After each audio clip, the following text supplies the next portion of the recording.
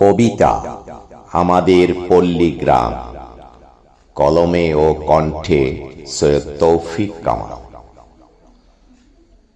পল্লী মায়ের গ্রামখানি সব স্মৃতিতেই ঘেরা, যতদূর তাকাই মনে হয় বাঁধা একটি বেড়া। সরল জীবন সবুজ ঘেরা মানুষের বসবাস, হিংসা মারামারি কভু নাহি করি পরিহাস। কৃষকের জীবন ও গ্রামীণ মেঠোপথ চলা, অপরূপ দৃশ্য বর্ণনা করে যায় না কো বলা। বিলের মাঝে পদ্ম ফুলের নেই কোনো জুড়ি, যুবক ছেলেরা মাঠে যে উড়ায় কত ঘুড়ি। মাঠে ঘাটে ছেলে মেয়ে খেলে মিলে মিশে, শহরেতে নেই যে সুযোগ মরে যে তারা বিষে।